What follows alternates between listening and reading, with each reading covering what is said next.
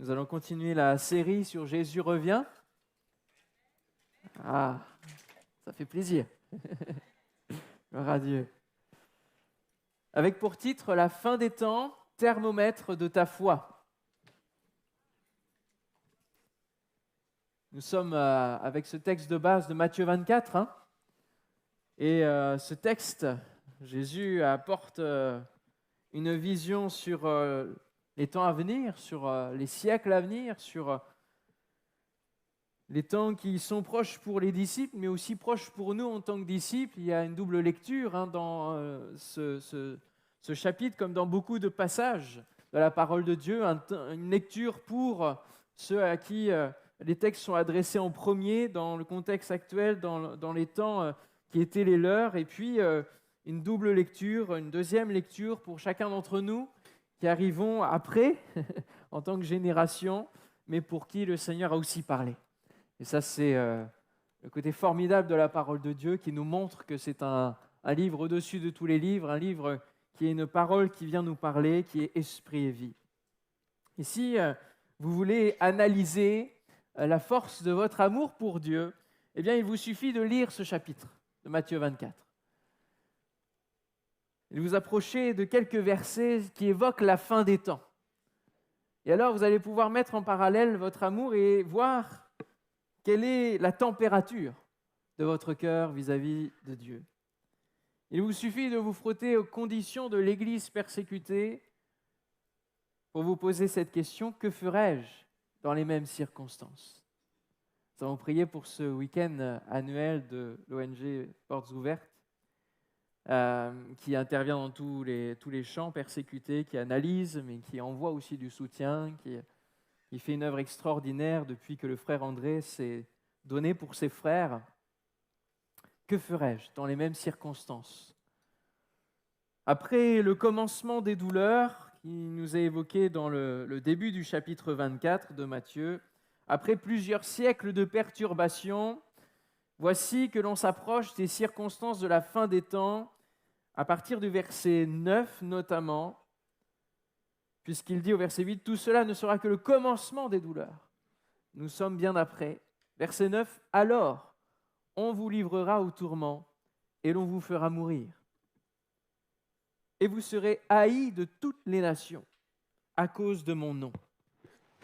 Alors aussi plusieurs succomberont. Et ils se trahiront, se haïront les uns les autres. Plusieurs faux prophètes s'élèveront et ils séduiront beaucoup de gens. Et parce que l'iniquité, le péché se sera accru, la débauche, la corruption, tout cela, l'amour, la charité du plus grand nombre se refroidira. » Nous avons une notion de refroidissement, donc de thermomètre de température. Nous sommes dans un monde en ébullition. C'est mon premier point. Et nous, dans quelle température sommes-nous? Lors de notre dernier séminaire qui a eu lieu la semaine dernière, séminaire des Assemblées de Dieu que nous avons à chaque automne, il y a un rassemblement en mars et puis un rassemblement en automne, il y a eu plusieurs dons spirituels, et notamment un pasteur qui a apporté ce don spirituel qui concernait l'ensemble en indiquant que plusieurs d'entre nous, donc le corps pastoral, il serait mis devant les tribunaux dans les temps qui viennent et que quelques-uns iraient même en prison à cause de cela, pour le nom de Jésus, pour le fait de défendre les valeurs chrétiennes. Ce sont des avertissements, mais qui correspondent à ce que la parole de Dieu nous indique et ce que nous venons de lire dans Matthieu 24. Nous devons porter en nous cette préparation d'un monde qui va de plus en plus être hostile à l'Évangile. À tel point que dans l'Apocalypse, alors que les choses sont très avancées concernant justement la fin des temps, et que Dieu va se manifester de manière très claire au travers des fléaux, des trompettes, etc., eh bien, il est dit dans Apocalypse chapitre 16, donc vous voyez, on approche vraiment de la toute fin de l'issue, les hommes se mordaient la langue de douleur à cause des fléaux, blasphémèrent le Dieu du ciel à cause de leurs douleurs et de leurs ulcères. Et voici leur réaction. Ils ne se repentirent pas de leurs œuvres. Au contraire, Et dans le dernier chapitre d'Apocalypse, chapitre 22, il est dit que celui qui se justifie, qui se sanctifie encore, marche dans cette voie qu'il a choisie. Celui qui se souille encore. Il y a comme un point de non-retour, où les hommes vont se durcir de plus en plus vis-à-vis de Dieu, du Créateur, alors même qu'ils voient que sa colère se déverse. Ils ne vont pas faire en sorte que sa colère s'arrête, et ils vont continuer de l'alimenter. Notre monde est en ébullition, en réchauffement dans tous les domaines. Il y a un tumulte parmi les nations.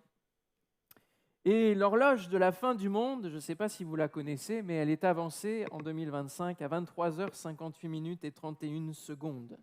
C'est une horloge qui a été créée en 1947 ou 1949 à l'issue de la Seconde Guerre mondiale par un groupe de scientifiques autour de la notion du nucléaire. Hein. Et chaque année, ou en tout cas régulièrement, cette horloge-là, avec plusieurs critères d'indicateurs de ce qui se passe dans notre monde, des risques qu'il y a dans notre monde, eh bien, elle est mise à jour régulièrement et nous sommes finalement dans un écho de ce que la parole dit. Hein. Il y a les ouvriers de la 11e heure, il y a la dernière heure, on sent qu'il va y avoir un nouveau jour qui approche. Et donc nous sommes à 23h58 31 secondes. Le monde même sent bien que les choses vont vers leur terme. Il y a de moins en moins d'accès pour les églises au forum des associations, au marché de Noël. Là dernièrement encore, avec notre association culturelle, nous n'avons pas eu, pas à EPM, mais dans l'église que j'ai implantée il y a quelques années, nous n'avons pas eu l'autorisation, même en tant que culturel, d'avoir un stand. Il y a de moins en moins de parlementaires qui prennent de rendez-vous avec l'aumônerie qui est pourtant dédiée, parce que personne ne veut se mouiller avec les évangéliques, avec les chrétiens. Le Québec, j'entendais ça ce matin, pourrait avoir des lois dans l'avenir là, qui vont taxer les lieux de culte, qui vont enlever les exonérations fiscales sur les dons, qui vont réduire l'annonce de l'évangile dans la rue. Les actes antichrétiens en Europe ont explosé de manière vraiment exponentielle, hein, selon les statistiques. Le monde est en ébullition. Il bouillonne, la température est chaude. Et l'Église se refroidit-elle ? Ou est-elle bouillante? Dans un autre sens, est-elle bouillante? Apocalypse chapitre 3, verset 15. Relisons cette lettre à l'église de Laodicée. Je connais ta conduite, je connais tes œuvres, et je sais que tu n'es ni froid ni bouillant. Ah, si seulement tu étais froid ou bouillant, mais puisque tu es tiède, puisque tu n'es ni froid ni bouillant, je vais te vomir de ma bouche. Il va y avoir un rejet. Quand il y a quelque chose qui est tiède, ce n'est pas agréable. Hein. Tu dis, je suis riche, j'ai amassé des trésors, je n'ai besoin de rien. Et tu ne te rends pas compte que tu es misérable et pitoyable, que tu es pauvre, aveugle et nu. C'est pourquoi je te donne un conseil. Achète chez moi de l'or purifié au feu pour devenir réellement riche. Comme cette foi dont l'apôtre parle, qui doit être mise au creuset, qui doit être testée, qui doit être mise à l'effort, sous la tension, pour qu'il soit extrait une foi véritable. Achète des vêtements blancs pour te couvrir, afin qu'on ne voit pas ta honteuse nudité, et un collier pour soigner tes yeux, afin que tu puisses voir clair. Moi, ceux que j'aime, je les reprends et je les corrige. Fais donc preuve de zèle. Sois bouillant et change. Comment réagissons-nous face à l'agitation du monde? Sommes-nous vent debout, choisissant le mauvais combat, ne voyant pas les réalités spirituelles qui agitent derrière notre monde, et c'est elles qu'il faudrait combattre? Sommes-nous plutôt pleins d'assurance pour annoncer l'Évangile, ou sommes-nous dépassés, complètement perdus, et comme prostrés sans agir? L'Église peut être dans un entre-deux dangereux. Elle peut faire quelques œuvres et puis se contenter de cela. Elle peut se sentir assez bouillante à ses yeux, mais elle n'est pas assez bouillante pour pouvoir transformer les choses, pour terrasser les ennemis. Elle fait juste ce qu'il faut, elle brille un peu, mais se ramasse dès qu'il y a une menace. Il y a des mensonges qui circulent sur Dieu et sur le fait de vivre la foi. Et d'ailleurs, je suis en train de lire en ce moment un livre du frère André qui évoque sa vie de prière avec Dieu et sur le fait que Dieu changea ses plans parce que l'Église osa lui prier de changer ses plans. Et dans la parole de Dieu, il y a des moments où des hommes ont fait changer les plans du Seigneur parfois. Et parfois, dans notre vie de prière, nous sommes comme un petit peu figés en disant « mais on ne va pas déranger le Seigneur ». Et souvent, on remet le contexte de sa volonté. Et comme on ne connaît pas sa volonté, on met tout sous le couvert de sa volonté, mais on n'ose plus demander la guérison. On n'ose plus demander le miracle. Il y a cette espèce de mensonge, d'aveuglement qui vient nous dire que voilà, faut plus oser demander des grandes choses parce qu'on se met en ridicule quand on n'est pas exaucé. Ça nous empêche de déployer notre foi, de saisir les promesses et de les vivre. Laissons-nous interpeller, réveiller tout à nouveau. Lorsque nous lisons la Bible, nous voyons des hommes de foi comme Élie qui vont faire des miracles, des choses extraordinaires. Et nous entendons des témoignages parfois, justement dans l'Église persécutée, de choses qui se passent. Mais nous ne nous mettons pas dans la même position qu'eux en disant « mais je peux vivre aussi ces choses avec ma foi ». Alors qu'ils sont de la même nature que nous précise l'apôtre. Et donc nous pouvons accéder à ces œuvres plus grandes que ce que Jésus a fait. Non, nous pensons être bien. Nous pensons n'avoir besoin de rien. Le monde se meurt à nos pieds, les besoins sont immenses et nous nous félicitons du peu que nous avons accompli.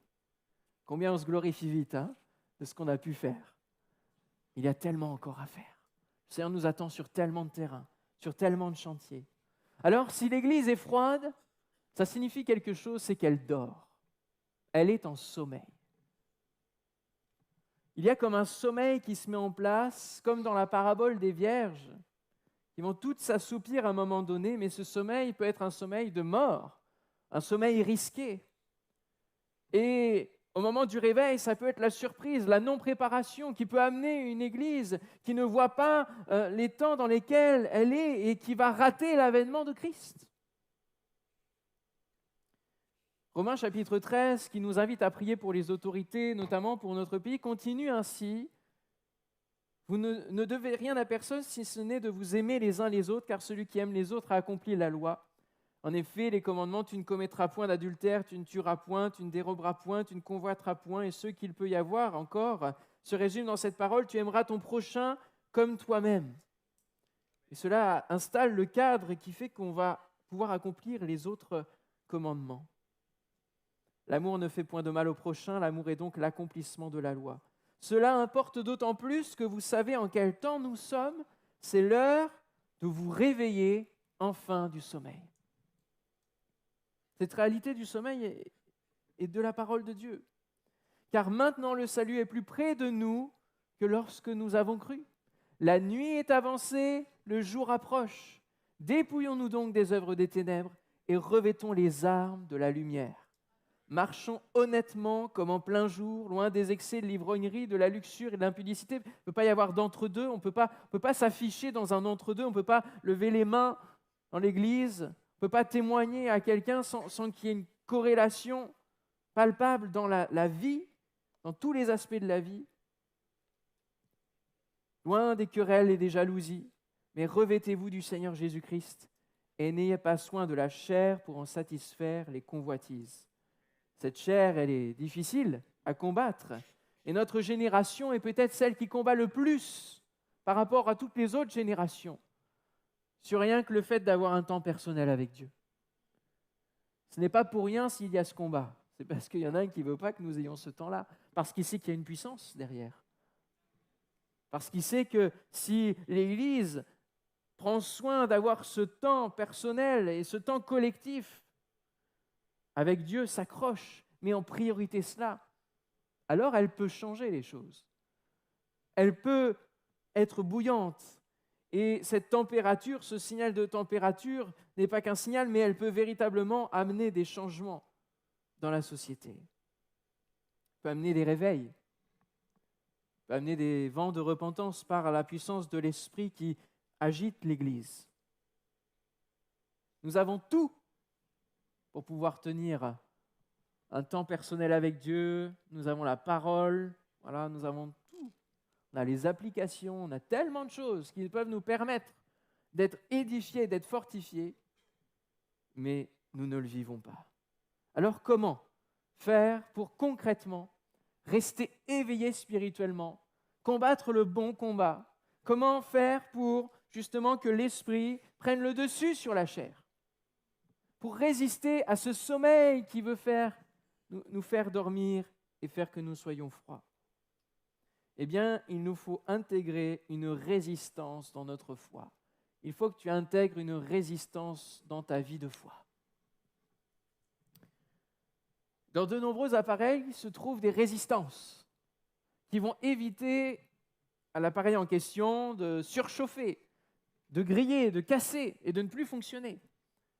Et ces résistances qui se trouvent dans de nombreux appareils sont essentielles. Ce qui est extraordinaire avec la vie de pasteur, c'est qu'on étudie des sujets sur des tas de choses. Le Seigneur nous emmène sur des terrains qu'on ne connaît pas du tout.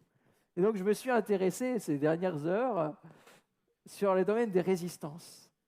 Il y a toujours des choses, des leçons spirituelles à trouver. Et dans le domaine des résistances, l'unité de mesure, donc c'est le ohm avec pour symbole l'oméga. C'est l'unité de résistance, c'est plus tu as d'ohm, eh bien plus tu résistes au courant extérieur qui vient, qui te traverse. Plus la résistance va être grande, plus tu peux supporter du courant électrique et de moins en moins laisser passer. Tu le bloques. Il ne vient pas là te traverser et puis il n'y a rien qui change. Non, c'est toi qui es acteur et qui bloque le courant électrique. Et puis, si tu as de l'alpha positif, eh bien, la résistance va augmenter alors même que la température peut monter. Vous voyez les parallèles spirituels ? Il faut que tu aies de l'alpha et de l'oméga dans ta vie. Il faut que tu ailles chercher l'alpha et l'oméga. C'est ça qui va faire ta résistance. Et le Saint-Esprit en toi, qui va se télécharger en toi, qui va se remplir, qui va remplir le vase que tu es jusqu'à déborder, va faire en sorte que le courant électrique qui veut te traverser, l'esprit de ce monde qui veut te traverser, tu vas le bloquer. Tu vas résister. Et tu ne vas pas céder à ce sommeil-là. Tu vas pas. En plus, si tu as cette résistance-là, tu vas faire en sorte que ta vie ne surchauffe pas, que tu ne sois pas grillé à cause de tout ce que le monde peut venir faire comme pression. Il faut que tu développes l'alpha et l'oméga en toi pour avoir une foi ferme, pour que le thermomètre reste actif, pour que la résistance soit vraiment efficace. Les apôtres appellent les églises à tenir une foi ferme, à résister aux courants doctrinaux déviants, aux courants de menaces et de violence. Ils invitent à être remplis du Saint-Esprit pour que le courant opposé de la chair soit contenu et soumis. Galates chapitre 5. Le combat entre la chair et l'esprit, tu peux le gagner que si tu vas chercher l'esprit. Si tu as de plus en plus d'esprit en toi, du Saint-Esprit, de la mesure de l'Esprit en toi, forcément, tu auras de plus en plus la capacité de repousser le péché qui te tente. La chair qui veut réveiller en toi des passions, des comportements, des traits de caractère qui ne sont pas à l'honneur du Seigneur. Il nous faut comprendre que la persécution, peu importe si elle est petite comme dans notre pays, parce que on ne peut pas dire qu'on est sous la persécution, comme les pays qui la vivent et qui en payent de leur prix.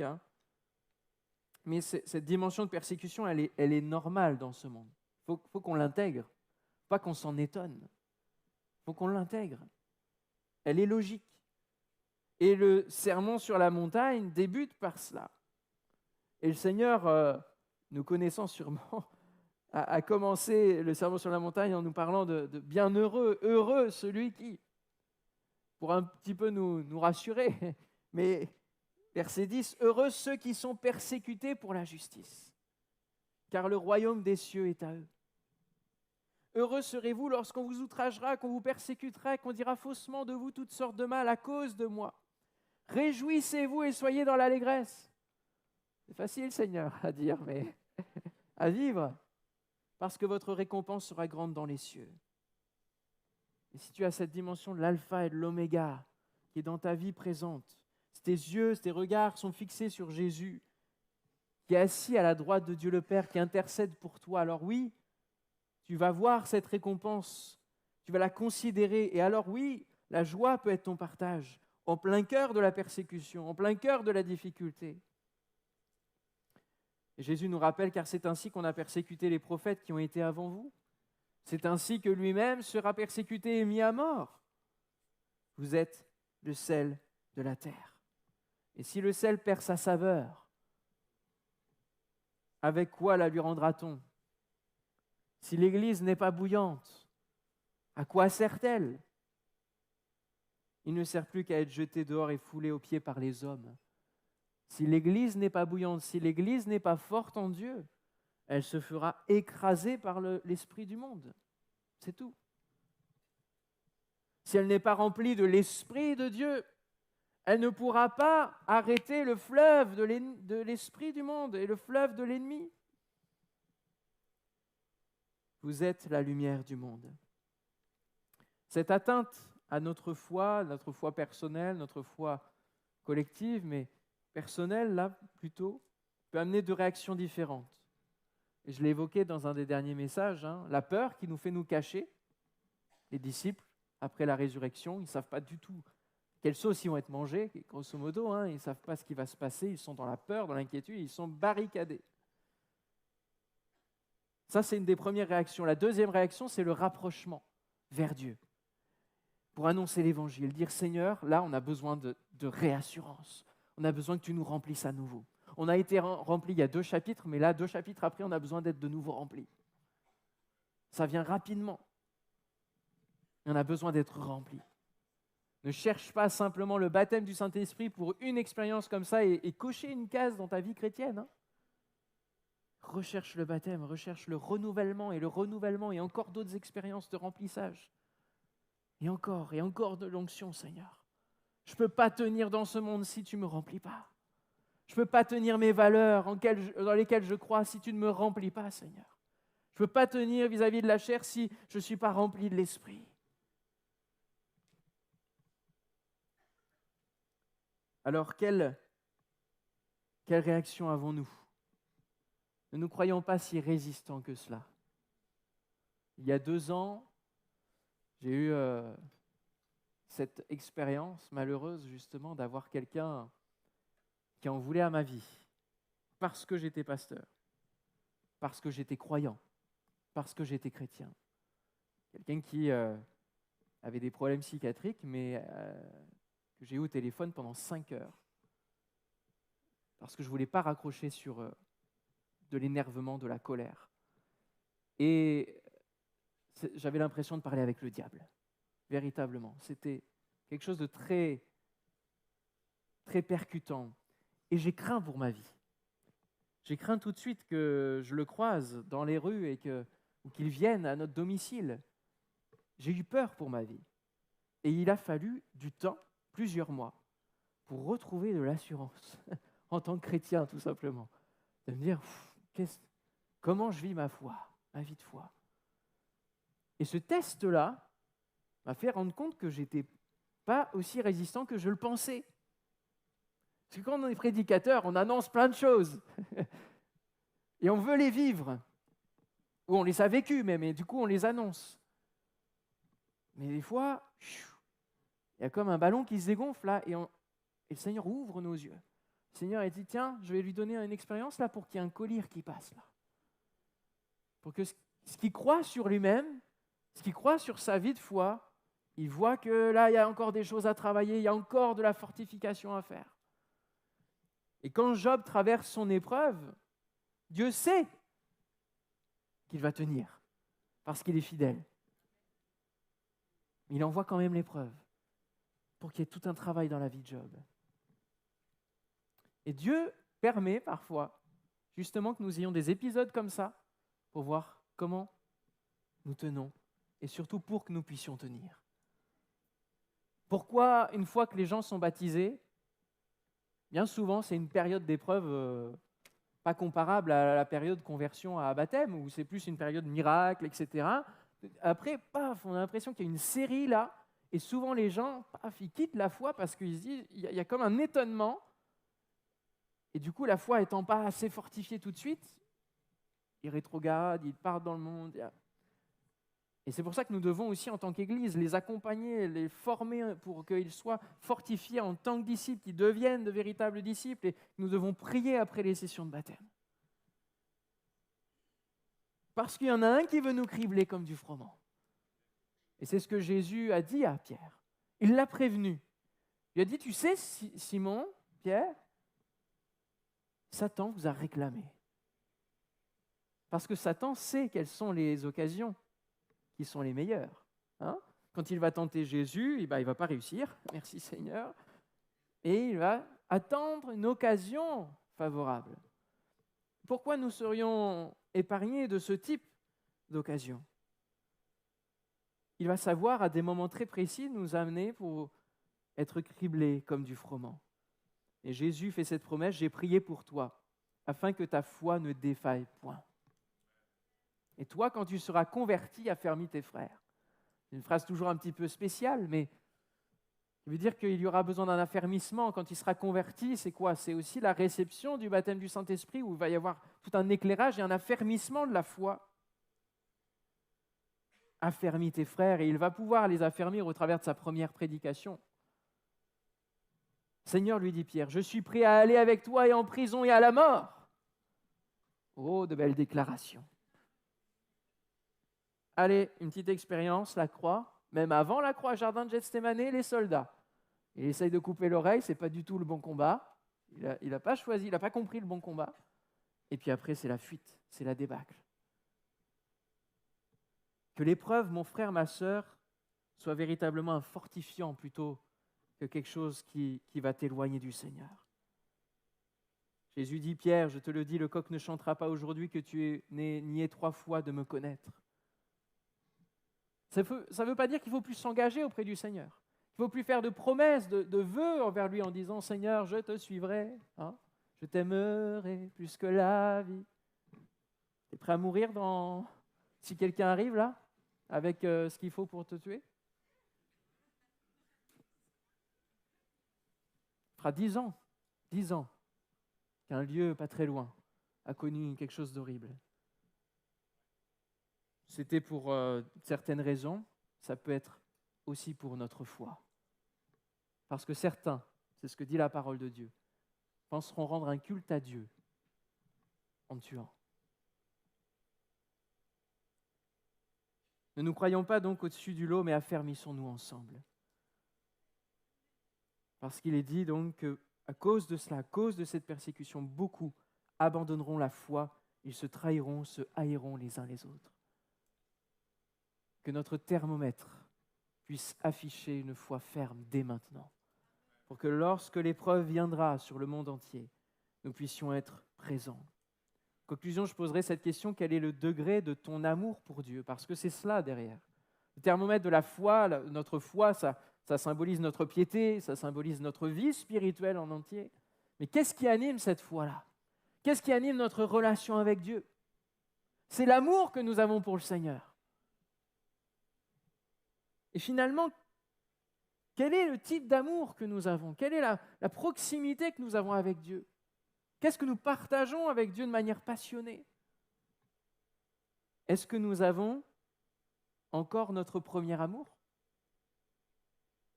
Si vos préoccupations sont loin de Dieu et bien ancrées dans ce monde, vous ne résisterez pas lorsque viendra la tribulation. Et c'est pour cela qu'après la résurrection, Jésus va voir Pierre et va le questionner sur son thermomètre d'amour. Pierre, ou plutôt Simon, fils de Jonas, va l'amener même à son identité avant de l'avoir renommé. Est-ce que tu m'aimes? Est-ce que toutes les versions de toi-même, passé, présent, futur, est-ce que tu m'aimes? M'aimes-tu? Il va lui poser plusieurs fois cette question. Il va même lui poser cette question, tu peux mettre la slide après. Pierre, m'aimes-tu plus que ne m'aiment ceux-ci? Comme quoi, il y a bien des degrés d'amour, des distances différentes dans notre relation avec Dieu. Et ce soir, il te pose cette question. Benjamin, m'aimes-tu? Christian, m'aimes-tu? Pascal, m'aimes-tu? Géraldine, m'aimes-tu?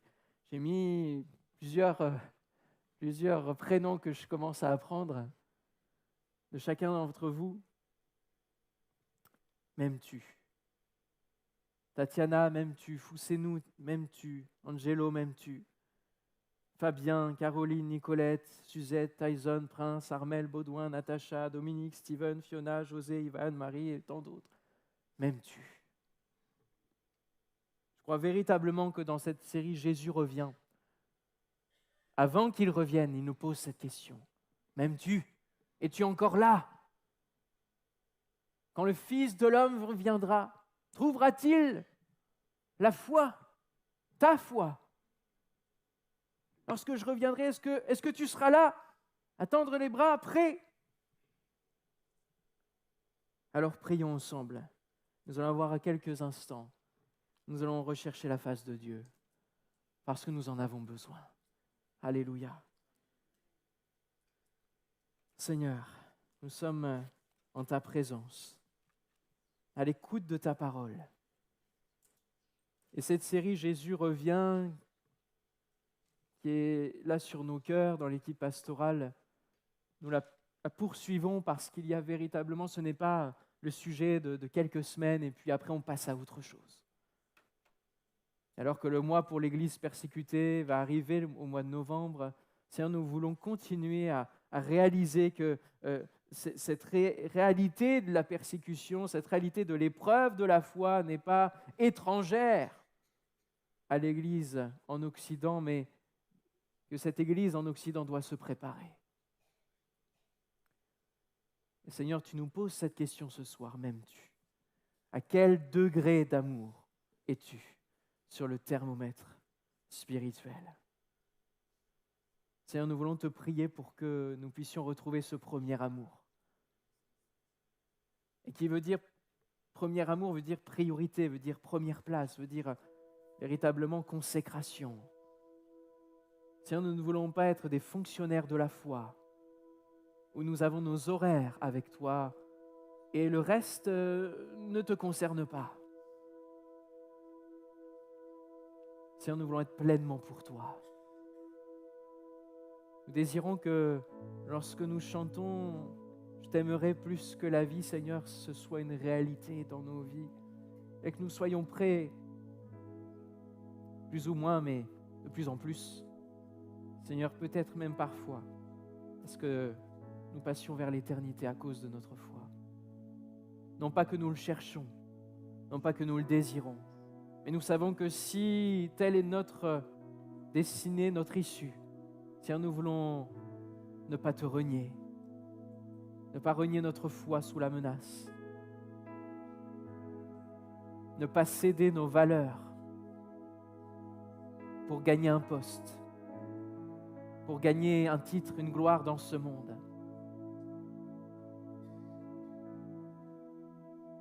Seigneur, donne-nous de tenir dans une foi ferme que les apôtres ont sans cesse répétée, parce qu'ils savaient bien, dès le début de l'Église, que les menaces étaient là. Seigneur, nous voulons te prier en effet pour être remplis de l'Esprit de Dieu. Cet Esprit qui fortifie, cet Esprit qui, au cœur de la difficulté, vient rappeler les paroles sur lesquelles nous pouvons marcher avec foi, afin de tenir bon dans la vallée de l'ombre de la mort. Et parfois, ce n'est que l'ombre de la mort. Il n'y a pas de mort, mais ce n'est que l'ombre qui impressionne, qui intimide. Seigneur, rien que déjà dans cette vallée-là, donne-nous, Seigneur, de tenir bon. Donne-nous, Seigneur mon Dieu, de continuer, de proclamer ce en quoi nous croyons. Donne-nous, Seigneur, de continuer de vivre une vie, Seigneur mon Dieu, qui ressemble à ce que nous disons, ce que nous professons. La parole de Dieu indique. Rends-nous sensibles, Seigneur, à cette dimension. Ouvre nos yeux, illumine les yeux de nos cœurs, Seigneur, sur la fin des temps qui est là, présente,